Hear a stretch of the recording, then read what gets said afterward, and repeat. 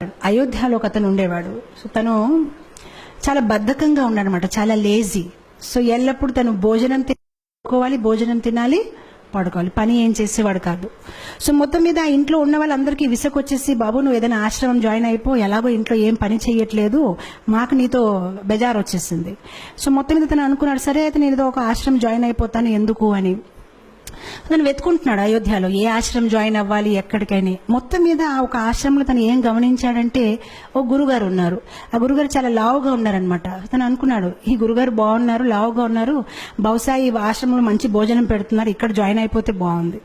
కొంతసేపు తర్వాత గురుగారు శిష్యులు వచ్చారు, వాళ్ళు కూడా లావుగా ఉన్నారు. తనకి కన్ఫర్మ్ అయిపోయింది, ఇది బాగుందండి, ఇక్కడ నేను జాయిన్ అవుతాను, భోజనం బాగా పెడతారని.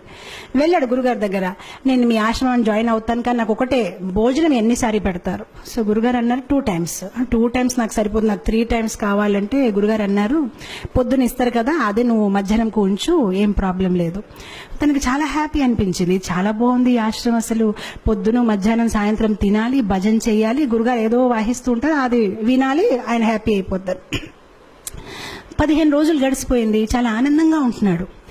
15 రోజుల తర్వాత ఒకరోజు పొద్దున ఏం చూశాడంటే, వంట ఏం అవ్వట్లేదు, అక్కడ ఏం జరగట్లేదు, వంట గదిలో ఎవరు లేరు, అందరూ ఏదో జపం చేస్తున్నారు. సో తన అడుగుతున్నాడు అందరికీ, ఏంటండి ఈరోజు ఏం వంట చెయ్యరండి? సో అప్పుడు వాళ్ళు చాలా కోపంతోనే, అవే ఈరోజు ఏకాదశి. ఏకాదశియా అంటే నాకెవరు చెప్పలేడండి, ఏకాదశి అంటే ఏంటి తెలియదా, ఏకాదశి అంటే ఈరోజు భోజనం ఉండదు అని. అప్పుడు తను చాలా కోపం అయిపోయాయి, ముందు చెప్పవలసింది, అలాంటి భోజనం నేను ఇంకేదో ఆశ్రమం చూసుకుంటా. బాబు నువ్వు ఏ ఆశ్రమం వెళ్ళినా ఏకాదశి రోజు తినకూడదు. అప్పుడు తిన్నంగా ఆయన గురుగారి దగ్గరికి వెళ్ళిపోయారు. గురుగారు నన్ను కాపాడండి, నేను ఏకాదశి అయితే చేయలేను, ఒకవేళ నా చేత ఏకాదశి చేయించారనుకోండి, నేను ద్వాదశి చూడలేను, నేను పోతాను, నాకు ప్రసాదం అయితే కావాలి, ఇంకే పని చేయమంటే చేస్తాను, కానీ భోజనం లేకుంటే నేను ఉండలేనని. సో గురుగారు అన్నారు, బాబు నీ గురించి అయితే ప్రత్యేకంగా వంట చేయడం అవ్వదు, అయితే ఒక పని చేసుకో, అటు చూడ కొండ ఉంది కదా, కొండ పక్కన చెరువు ఉంది కదా, అక్కడికి వెళ్ళి నువ్వు వంట చేసుకొని నువ్వు తిను, కావాలంటే మేము సౌకర్యాలు ఇస్తాము. సో గురుగారు స్టోర్ మేనేజర్ చెప్పారు, తనకు 1 kg ఆట, 1 kg రైస్, 1 kg దాలు అన్ని ఇచ్చేయని. తను అన్ని తీసుకుని వెళ్తున్నారు. గురుగారు అన్నారు, ఒకటి మాత్రం జాగ్రత్త, నువ్వు ఏది వంట చేసినా భగవంతుడికి నైవేద్యం పెట్టాలి. సరే అంటాడు, వెళ్తాడు, కష్టపడతాడు. తనకి బద్ధకం ఎక్కువ కదా, ఎప్పుడు వంట చేయలేదు, చాలా కష్టపడి వంట తయారు చేస్తాడు, కానీ అంత టేస్ట్గా లేదు, ఏ చపాతీలు కాలిపోయాయి, ఏదోటి అవుతుందన్నమాట. మొత్తం మీద వంట తయారైపోయింది. సో వంట తయారైనప్పటికీ తులసి ఆకలి వెతుకున్నాడు, తులసి ఆకు పెట్టాడు, భగవంతుడికి పిలుస్తున్నాడు, కానీ భగవంతుడు రావట్లేదు. సో అప్పుడు తను చక్కగా ఒక పాట పాడతాడనమాట. సో చెప్తాడు, प्रभु राम आइए, राजा राम आइए, मेरे भोजन को भोग लगाइए। प्रभु राम आइए, राजा राम आइए, मेरे भोजन को भोग लगाइए. చాలా ప్రేమతో పాడుతున్నా, రాజారాం ప్రభురాం రండి, నేను భోజనం తయారు చేశాను, మీరు వచ్చి స్వీకరించండి. భగవంతుడు రావట్లేదు. తను ఆలోచించాడు, ఎందుకు రావట్లేదు అంటే, తనకేమనిపిస్తుందంటే భగవంతుడు స్వయంగా వస్తాడు. ఇప్పుడు మనకైతే అర్థమైపోయింది, మనం ఏదో యాంత్రికంగా పెడతాము, కానీ భగవంతుడు స్వయంగా వచ్చి తీసుకోవడం అనేది లేదు. కానీ తను చాలా అమాయకుడు, తను అనుకుంటే నిజంగా స్వామి వస్తారేమో, స్వీకరిస్తారేమో అని తను వెయిట్ చేస్తున్నారు, కానీ భగవంతుడు రావట్లేదు. అప్పుడు తను ఆలోచిస్తానమాట, తనకు ఒక ఐడియా వస్తుంది, ఓహో ఎందుకు భగవంతుడు రావట్లేదంటే, గుడిలో అయితే రాజభోగం, పకోడీలు, పూరీలు, పాయసము అన్ని తయారు చేస్తారు, నేనేదో సింపుల్ గా రైస్ దాల్ తయారు చేస్తాను, అందుకోసం రావట్లేదేమో అని. సో అప్పుడు తను భగవంతుడికి వాదిస్తారనమాట. తను భగవంతుడితో అంటారు, భూల్ కరోగే యది తజ్ దోగే భోజన్ రూఖా సూఖా, एकादशी आज मंदिर में है, बैठे रहोगे भूखे, राजा राम आइए, प्रभु राम आइए, मेरे भोजन को भोग धराइए. సో తను అంటాడు, బహుశా మీరు అనుకుంటున్నారు ఇతని దగ్గర ఎందుకు వెళ్ళాలి, నేను చక్కగా గుడికి వెళ్ళి అక్కడ పూరీలు పకోడాలు తింటాను, కానీ తప్పు చేస్తున్నారు, గుడిలో ఏకాదశి ఉంది, ఆకలిగా కూర్చుంటారు, ఏమి దొరకదు, కనీసం నేను ఎంతో కొంత పెడుతున్నాను, వచ్చి తీసుకోండి, అది కూడా మిగలదు అని. ఎప్పుడైతే ఇలా పాడడం మొదలు పెట్టారు భగవంతుడు నవ్వు వస్తుంది. సో భగవంతుడు సీతామాతతో అన్నారు, సరే రా తినేసి వద్దామని. సో సీతామాతని తీసుకుని భగవంతుడు వెళ్తారనమాట అక్కడ నైవేద్యం తీసుకోవడానికి. ఎప్పుడైతే భగవంతుడు వస్తారో తను భగవంతుని చూసి ఆనందించడు. తను సీతామాత వైపు చూసి ప్రసాదం వైపు చూస్తాడు, సీతామాత వైపు చూసి ప్రసాదం వైపు చూస్తాడు. తను ఆలోచిస్తాడు, నేను ఒక్కరిని పిలిస్తే ఇద్దరు వచ్చేసారేంటి.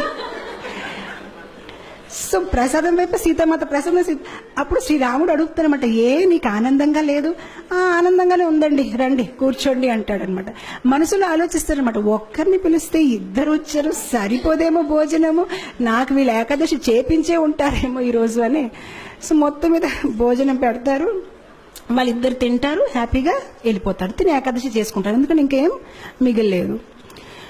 ఇంకో 15 రోజులు గడిచిపోతాయి, మళ్ళీ ఏకాదశి వస్తుంది. ఈసారి తన గురుగారికి చెప్తాడనమాట, గురుగారు 1 కేజీ ఆట సరిపోవట్లేదు, 2 భగవాన్లు వస్తున్నారు, మీరు 1 భగవాన్ 2 వస్తున్నారు, ఇంకా కొంచెం ఇవ్వండి. గురుగారు అనుకుంటారు, తిని కొంచెం లావుగా ఉన్నాడు కదా, భోజనం ఎక్కువ కావాలి, ఏం మాట్లాడుతున్నారు ఏంటో, సరే తీసుకువెళ్ళి ఇంకా కొంచెం ఆట, ఇంకా కొంచెం దాల్ అంటారు. ఈసారి తీసుకువెళ్తాడు, చక్కగా వంట చేస్తాడు, తులసి ఆకులు పెడతాడు, మళ్ళీ స్టార్ట్ చేస్తాడు. ఈసారి భజన్ మార్చేస్తాడు, రాజా రామాయియే సీతా రామాయియే మేరే భోజన్ కో భోగ ధరాయియే. ఈసారి ఇద్దరిని పిలిచాడు, రాజారామ రండి, సీతారామ రండి. భగవంతుడు ప్రత్యక్షం అయిపోతారు. కానీ ఈసారి లక్ష్మణ్ని తీసుకొస్తారు.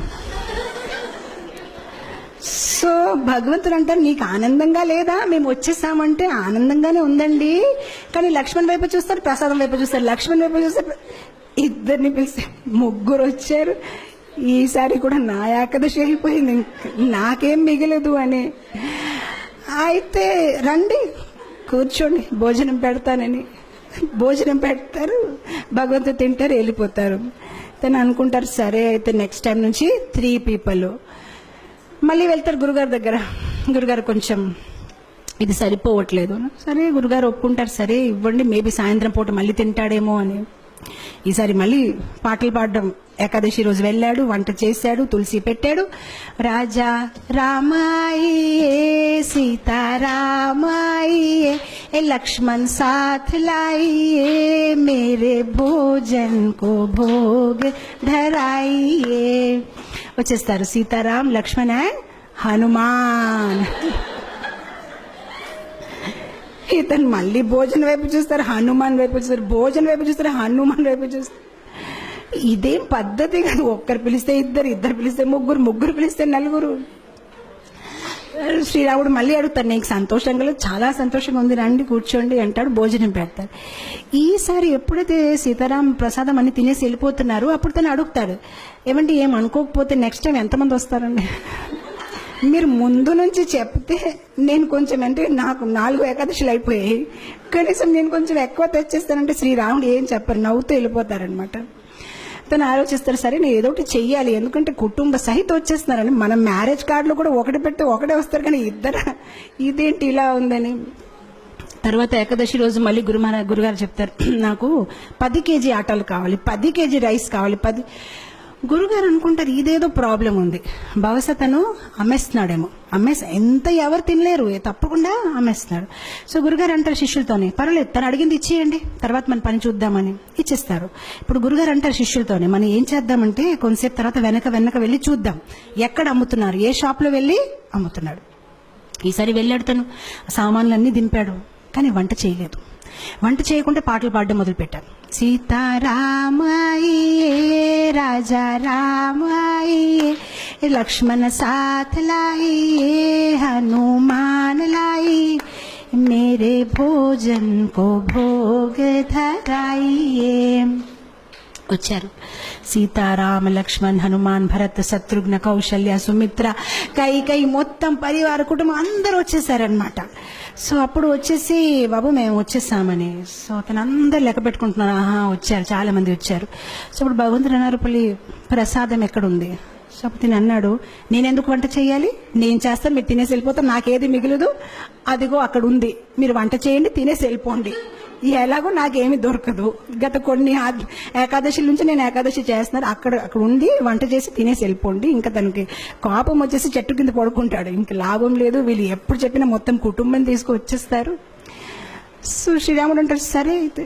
సో శ్రీరాముడు కూరగాయలకు వస్తున్నారు, సీతామాత వంట మొదలు పెట్టారు, లక్ష్మణ్ కర్రలు తీసుకొచ్చారు, హనుమాన్ పండు తీసుకొని వస్తున్నారు, అందరు బిజీ అయిపోయారు. ఆయన ఎప్పుడైతే సీతామాత ఇలా వంట చేస్తున్నారు, దేవతలందరూ కూడా కింద దిగిపోయారు, ఆ ఋషులు మునీలు అందరూ చాలా హడావడిగా అయిపోయింది. అక్కడ వంటలు అవుతున్నాయి అనమాట, ఎంతో మందికి వాళ్ళు కుకింగ్ చేస్తున్నారనమాట. అండ్ అదే సమయంలో అక్కడ గురుగారు వచ్చారు శిష్యులతోని, అంటే చూద్దాం ఇతను ఏం చేస్తారని. కానీ గురుగారికి ఏమీ కనిపించట్లేదు. ఆయనకి ఎలా కనిపించిందంటే చెట్టు కింద ఇతను పడుకొని ఉన్నాడు, ఆ సామాన్లు అక్కడ పడేస్తున్నాయి. సో అప్పుడు గురుగారు తను లేపి చెప్తున్నారు, నువ్వు చెయ్యవా వంట, ఏం చేస్తున్నావని. అప్పుడు శిష్యుడు చెప్తారు, మీకు కనిపించట్లేదా, ఇంతమంది వంట చేస్తున్నారు, ఇగో చూడండి సీతామాత ఏం ఇగో చూడండి ఇదేమవుతుందని. అప్పుడు గురుగారు అంటే నాకేమీ కనిపించట్లేదు. సో అప్పుడు తను కోపంతో శ్రీరాముడు చెప్తారు, మీరు కనిపిస్తారా లేదా, లేదంటే నా మీద ఆయనకి సందేహం ఉంటుంది, కనిపించండి అని చెప్తారు. సరే కనిపిస్తామంటే అందరు కనిపిస్తారనమాట. సో అప్పుడు అందరు కనిపిస్తే గురుగారు ఇంకా కళ్ళల్లో నీళ్ళు వచ్చేసి, నేను ఎన్ని సంవత్సరాల నుంచి శ్రీరాముడిని పూజిస్తే నాకు దొరకలేదు, కానీ నీ ఒక సరళ స్వభావం, నీ ఒక అమాయకత్వం చూసి భగవంతుడు వెంటనే ప్రత్యక్షమయ్యారని ఆయన ఏడ్చి ఆ శిష్యుడిని కవగలించారనమాట. సో ఇక్కడ భగవంతుడు మన ఒక సరళ స్వభావం, మనలో వినయం ఎంత ఉంది, మనలో అమాయకత్వం ఎంత ఉంది. భగవంతుడికి కాంప్లికేటెడ్ పీపుల్ ఇష్టం లేదు. మనలో జ్ఞానం ఎక్కువ ఉంటే బహుశా భగవంతుడు నన్ను ఇష్టపడతారు అనేది కాదు, మనలో ప్రేమ ఎక్కువ ఉంటే భగవంతుడు మనని ఇష్టపడతారు. సరళంగా ఉండాలి. చెప్పాలంటే భగవంతుడికి ఎలాంటి పీపుల్ ఇష్టం, చైల్డ్ లైక్ ఇన్నోసెన్స్. ఎవరిలో అయితే ఎక్కువ హిపోక్రసీ, ఎక్కువ ఆలోచనలు లేదు, చాలా సింపుల్ హార్టెడ్ ఉంటారు, అలాంటి వాళ్ళని భగవంతుడు ఇష్టపడతారు.